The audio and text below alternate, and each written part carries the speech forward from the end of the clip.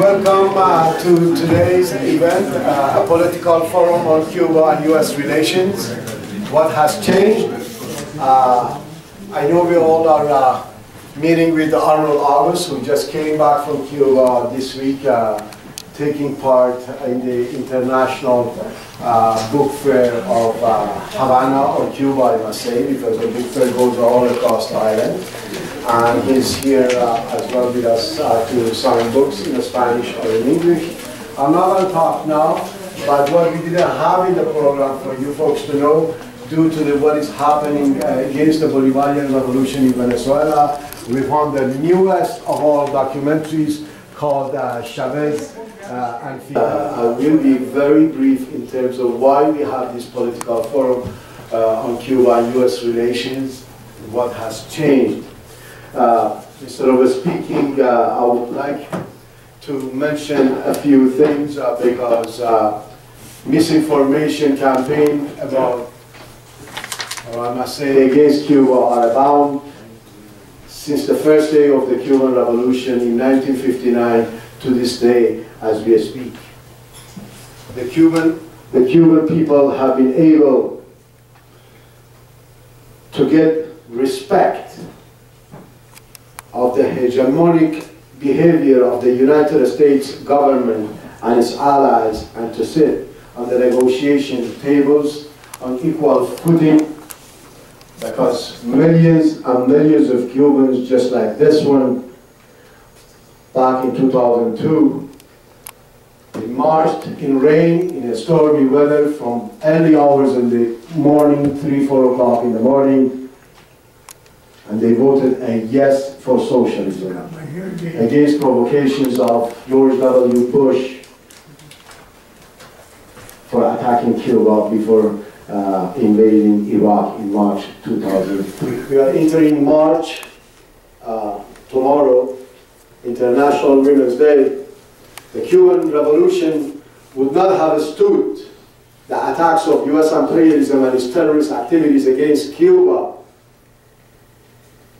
without personalities like Wilma Spin, the founder of the Cuban Federation of Women. That's why we have 43-point-something% of the members of the Cuban parliament being women, and more than 63% of the professional jobs, again I say professional jobs, are held by Cuban women.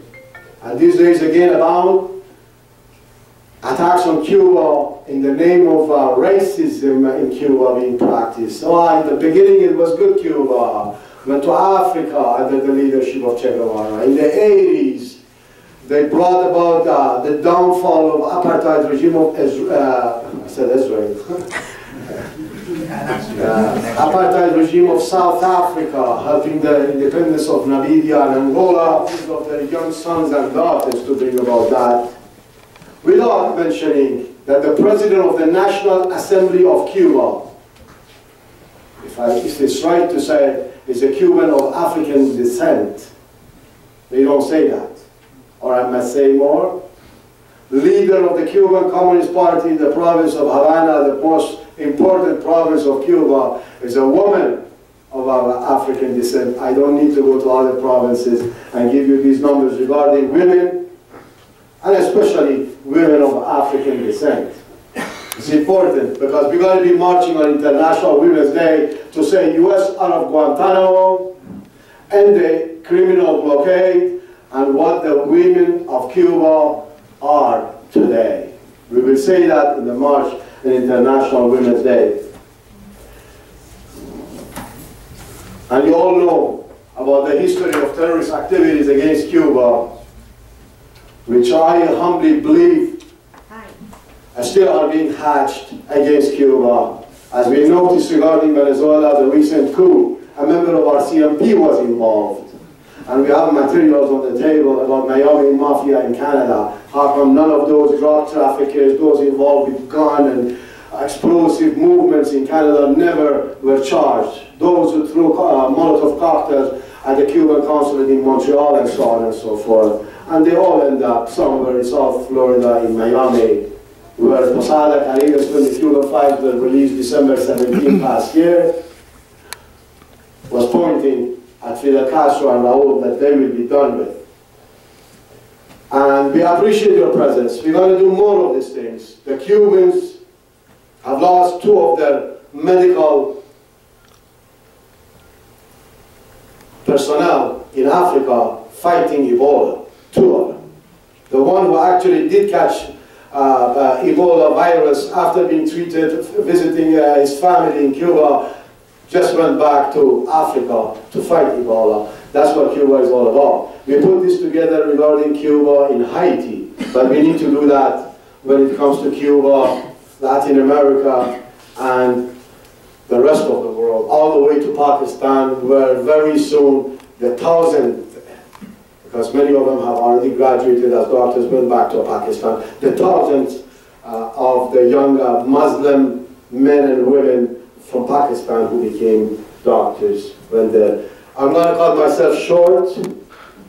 The first book by Arnold August, whom we are very honored to have him with us today. He just arrived from Cuba this week after taking part in the International Book Fair of Havana, Cuba, I must say. He has brought, thank you very much, Arnold, for bringing some Spanish version of the book printed in Cuba. His first book was Democracy in Cuba, because they say there is no democracy in Cuba, there is no human rights in Cuba. It's as simple as this.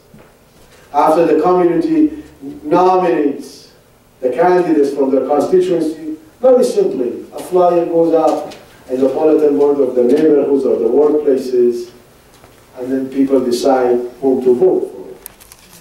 It's an amazing book. If anyone really wants to see with pictures, Arnold proves what socialist democracy is all about, where in his newest book, Cuba and its Neighbors, he delves into the issue of democracy in the United States, what it means in Ecuador, in Bolivia, in Venezuela, and then to Cuba. It is very important for anyone who is serious about finding out the meaning of democracy. Because we have democracy in the Greek times, we have democracy under capitalism, and we have democracy under socialism. So, and then of course we have with us Professor Keith Ellis. I don't know if I have to introduce really Keith Ellis, because Keith Ellis, you could check our table, actually we have some of his poetry, a critic of literature, I must say one of the few people in the world on the understanding of Jose Marti, Cuba's apostle, or the one who did start the Second War of Independence of Cuba, or the Necessary War, which Cuba celebrated the 125th anniversary of it this past week. And of course, we're going to end up the panel today with the Honorable Consul General of Cuba, Javier Docas, who is with us, as well with us, Susan Malmirka, the Consul of Cuba in Toronto, and the Honorable Aura Suarez from the Bolivarian Republic of Venezuela in Toronto. Really appreciate it. I'm not going to mention all and every important person who is in the room because I sincerely believe all of you are important who have come here today in this beautiful sunny day after so many freezing days to seek out the truth about Cuba. This is the mission of Toronto Forum on Cuba. We believe our mission is to organize forums to find out the truth about Cuba so we could all take a just stand on issues related to Cuba. Without further ado, I will ask the first speaker whether going to be Arnold or Professor Keith Ellis. I know Professor Keith Ellis will going to take us to the issue of the literature and culture and the Cuban Revolution, so we understand in the context of this U.S.-Cuba relations. On the table, we have Josefina Vidal's interview about the U.S.-Cuba relations. You could as well, if we ran out of them, on our website, we have all the updated about the U.S.-Cuba relations and what has changed Essentially what has changed is the policy of the United States government towards Cuba, not its strategy, which is bringing about the downfall of the Cuban government, Cuban revolution, in the name of, quote-unquote, bringing about democracy and human rights. I will not finish without mentioning,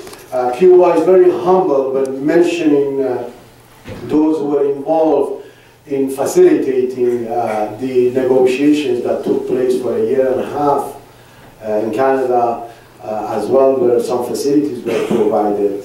But I must say, when Stephen Harper was asked after that historical day of this past December 17, what do you think about these negotiations? He said, well, now this is time that Cuba joins 21st century. I beg your pardon, Mr. Prime Minister. Cuba is already in the 21st century, not only in the forefront of the fight against Ebola. This is not me saying that, that's World Health Organization. That Cuba has the biggest number of health internationalists in Africa.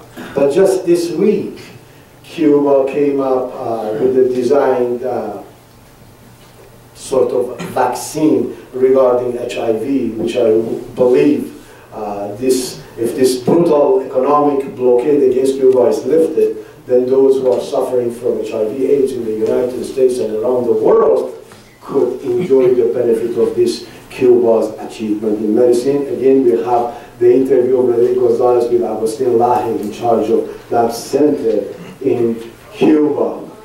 So without further ado, I ask one of the first speakers to come. We're going to finish the last speaker, contrary to protocols, will be the Honorable Consul General of Cuba. So whether Arnold is going to present or well, maybe Professor Keith Ellis, please.